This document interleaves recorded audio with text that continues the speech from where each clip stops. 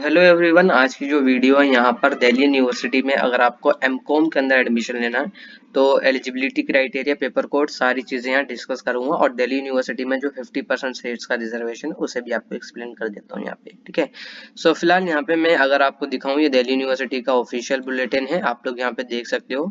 Session यहाँ पे mention है 2025-26 का, अभी ये वेबसाइट पर आ चुका है, पब्लिश हो चुका है, ये देख सकते हो आप लोग। ठीक है, सो फिलहाल यहाँ पे जब मैं एमकॉम के सेक्शन पर आता हूँ, जो यहाँ पे एमकॉम का सेक्शन है, ठीक है, सो यहाँ पे थोड़ा सा मैं स्क्रॉल कर लेता हूँ नीचे। ठीक है, ये रहा एमकॉम। ठीक है, तो जिन बच्चों को एमकॉम के अंदर एडमिशन लेना है, इसमें पहली चीज दो एलिजिबिलिटी क्राइटेरिया, एक फर्स्ट है और एक सेकंड है।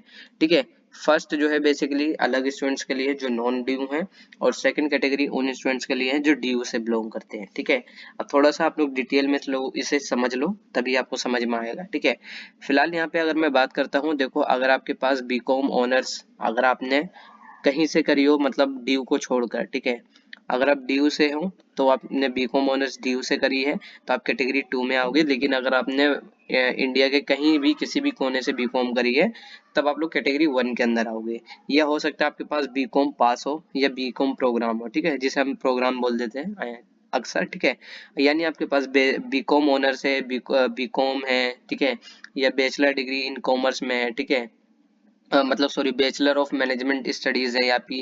ठीक है, बीएमएस हो गया आपका, या आपने बीबीएस करा है या बीबीए करा है, या फिर आपने क्या नाम है बीबीएफआईए करा है, या फिर आपने बीएफआईए करा हुआ है। ठीक है, तो यहाँ पे सारी चीजें मेंशन है, देखो। ठीक है, और बीबीई करा है अगर आपने, ठीक है, बैचलर इन बिजनेस इकोनॉमिक्स है आपके पास ऑनर्स, आपने अगर BA honours business economics BBE करा है, ठीक है, किसी भी यूनिवर्सिटी से, तो आप लोग बेसिकली यहाँ पे कैटेगरी 1 के अंदर आओगे।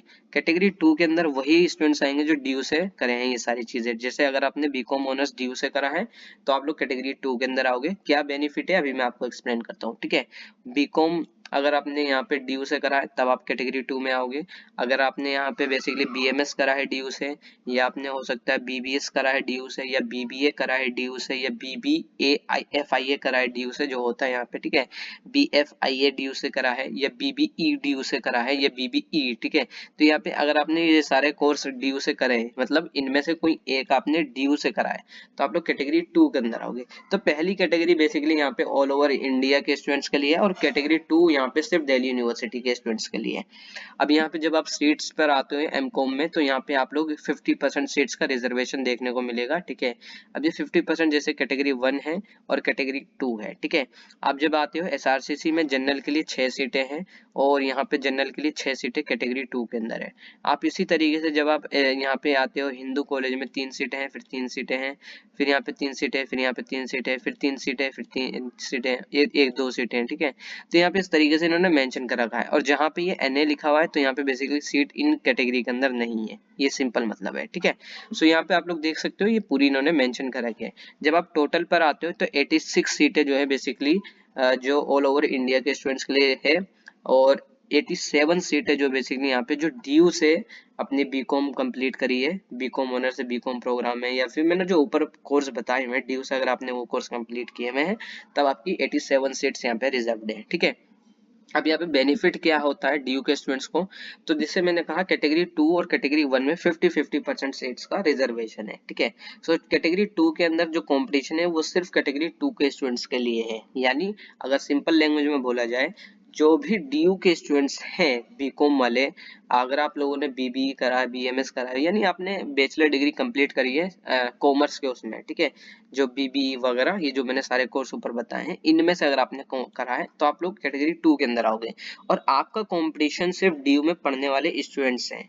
कहने का मतलब क्या है, आपका कंपटीशन जो है सिर्फ और सिर्फ डीयू वाले स्टूडेंट्स है, इसके अलावा और किसी से नहीं है। ठीक है, और जो ऊपर वाले जो स्टूडेंट्स हैं जो कैटेगरी 1 में जो है बेसिकली इनका कंपटीशन ऑल ओवर इंडिया के स्टूडेंट्स हैं। यानी यहाँ पे देखो किसी को कुछ नहीं पता कोई किस कोने से है, कोई किस कोने से है। ठीक है, सो जाहिर सी बात है जब कैटेगरी 1 के अंदर अगर हम बात करें, क्योंकि यहाँ ऑल ओवर इंडिया के बच्चे अप्लाई करते हैं, ठीक है, सो वो कैटेगरी 1 में आ जाएंगे। ठीक है, और यहाँ पे डी वाले बच्चे सिर्फ जो है कैटेगरी 2 में चले जाएंगे। सो यहाँ पे कट ऑफ का भी अंतर आ जाता है। ठीक है, अब ये अंतर कैसे आता है, क्योंकि कैटेगरी 1 में कंपटीशन हाई होता है तो कट ऑफ भी हाई जाती है। ठीक है, और कैटेगरी 2 में जो है सिर्फ और सिर्फ डी वाले बच्चे होते हैं, तो इस वजह से कैटेगरी 2 की कट ऑफ कैटेगरी 1 के कंपैरिजन में थोड़ा सा कम जाती है। कितना अंतर आता है, तो 20 नंबर से लेके 30 नंबर तक यहाँ पे कट ऑफ में अंतर आता है। इन केस जैसे फॉर एन एग्जांपल मैं मान लेता हूँ, अगर डी की कट ऑफ जो है डी वाले स्टूडेंट्स के लिए, यानी जो कैटेगरी 2 की जो कट ऑफ है वो यहाँ पे मैं मान लेता हूँ 180 गई है, तो कैटेगरी 1 की जो कट ऑफ है यानी ऑल ओवर इंडिया के स्टूडेंट्स के लिए वो कट ऑफ जाएगी 200। ठीक है, तो 20 से 30 नंबर का अंतर आता है। बाकी इसके ऊपर मैं पर्टिकुलर अलग से मैंने कट ऑफ वाली वीडियो मतलब पीपीटी वगैरह बना रखी है, आपको मैं बता दूंगा अलग से कभी कि कितनी कट ऑफ में अंतर, मतलब एग्जैक्ट कितनी कट ऑफ गई थी 2024 में। ठीक है, सो ये एक अंतर आता है, आप लोग समझ गए होंगे। जो डीयू के स्टूडेंट्स के लिए कैटेगरी 2 है, जो सिर्फ डीयू के स्टूडेंट्स का कंपटीशन सिर्फ डीयू के बच्चों से ही है। ठीक है, और कैटेगरी 1 में ऑल ओवर इंडिया के स्टूडेंट्स आएंगे। बस ये ध्यान रखना, आपके पास अगर आप एमकॉम के लिए अप्लाई कर रहे हो तो आपके पास यही डिग्री होनी चाहिए, इसके अलावा अगर और कोई डिग्री है तब आप लोग एलिजिबल नहीं होंगे। ठीक है, अब फिलहाल यहाँ पे एमकॉम का जब आपको सीयूटी देना है तो सीयूटी के लिए कौन सा पेपर कोड देना है, तो यहाँ पे इन्होंने मेंशन करा था CUT paper code COQ P08 वाला देना है। तो यहाँ पे मैं सीयूटी के यहाँ पे आप लोग देख सकते हो वेबसाइट पर आगे 2025 की। ठीक है, सिलेबस के सेक्शन पे आऊंगा। अब यहाँ पे इन्होंने कौन सा पेपर कोड COQ P08 वाला, ठीक है, यानी कॉमन सब्जेक्ट है, कॉमन सब्जेक्ट के अंदर आऊंगा और 8 वाला सब्जेक्ट, जैसे यहाँ पे COQ P08 वाला सब्जेक्ट मैंने देख लिया, कॉमर्स का सब्जेक्ट है।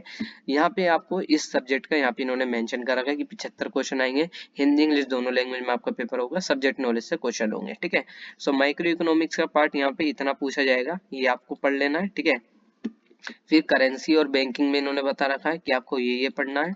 इसेंशियल मैनेजमेंट में आपको इन्होंने ये बता रखा है कि आपको क्या क्या पढ़ना है। ठीक है, ये सब इन्होंने मेंशन कर रखा है। ऑफिस मैनेजमेंट में आपको ये सारा पढ़ना है, ये देखो आपको ही पढ़ना है। इसकी जो सारी मटेरियल्स है वो भी आपको मिल जाते हैं। ठीक है, गूगल करोगे आपको PDF फॉर्मेट में कई सारी चीजें मिल जाएगी। ठीक है, आप सोल का भी सहारा ले सकते हो कि सोल में अगर आपको है, ठीक है, सोल की काफी किताबें हैं, सोल की किताब से आपको हेल्प मिल जाएगी। ठीक है, अकाउंटिंग में आपको ये सब पढ़ना है।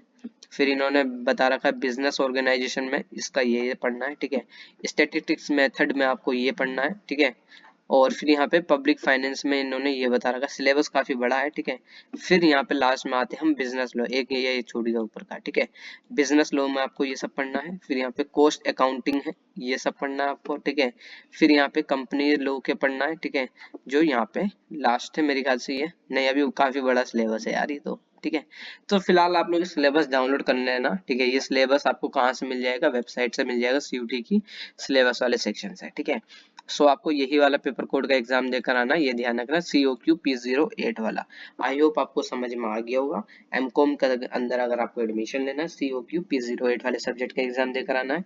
आपकी जो डिग्री है वो किस में होनी चाहिए, बीकॉम ऑनर्स है, बीकॉम है, या फिर आपके पास BMS है, BBA है, BBFIA है, BFIA है, BBE है, किसी में भी है आप लोग एलिजिबल हो जाओगे। ठीक है, तो ये ध्यान रखना। अगर आप लोगों की कोई फर्दर क्वेरी है तो आप मुझे इंस्टा पर और व्हाट्सएप मैसेज कर सकते हो। बाकी आप लोग दिल्ली यूनिवर्सिटी का CUT PG का टेलीग्राम चैनल और व्हाट्सएप चैनल ज्वाइन कर सकते हो। वहां पे आपको सिर्फ और सिर्फ CUT PG की अपडेट मिलेगी एडमिशन के रिगार्डिंग कि आपको क्या क्या आगे करना है। बाकी फॉर्म कैसे CUT का फिल करना है वो भी ऑलरेडी वीडियो मैंने बना रखी है, तो आप चैनल पे जाके चेकआउट कर सकते हो। फॉर्म आ चुके हैं, लास्ट डेट फॉर्म की जो है बेसिकली आपकी कब है, लास्ट डेट 1 फरवरी आई थिंक, तो आप चेकआउट कर लेना। चेकआउट में आपको बता ही देता हूँ। और बाकी हाँ, आपका एग्जाम कब होगा वो भी ये चीज है। ठीक है, तो यहाँ पे 1 फरवरी है आपका फॉर्म फिल करने की लास्ट डेट, ये फिल कर लेना। बाकी आपका जो एग्जाम है वो 13 से 31 मार्च के बीच में कभी भी हो सकता है, तो इस डेट के अकॉर्डिंग आपको अपनी प्रिपरेशन करनी है। ठीक है, और 13 से 31 मार्च के बीच में ही आपका एग्जाम होना होगा। ठीक है, तो ये ध्यान रखना। और बाकी जो एग्जैक्ट डेट शीट है यानी आपका कि आपके सब्जेक्ट का एग्जाम कब होगा, तो उसकी अपडेट जो है बेसिकली मार्च में ही आती है। यानी पेपर से 6 दिन पहले, 7 दिन पहले, आपके 1 हफ्ते पहले आपको बता दिया जाएगा कि आपका कॉमर्स वाले स्टूडेंट्स का पेपर कब होगा। ठीक है, तो ये सारी चीजें उस टाइम पे अपडेट मैं आपको कर दूंगा। फिलहाल आप लोग ये समझो कि 13 से 31 मार्च के बीच में कभी भी आपका पेपर हो सकता है। बाकी कोई फर्दर क्वेरी है तो इंस्टा और व्हाट्सएप मैसेज कर सकते हो।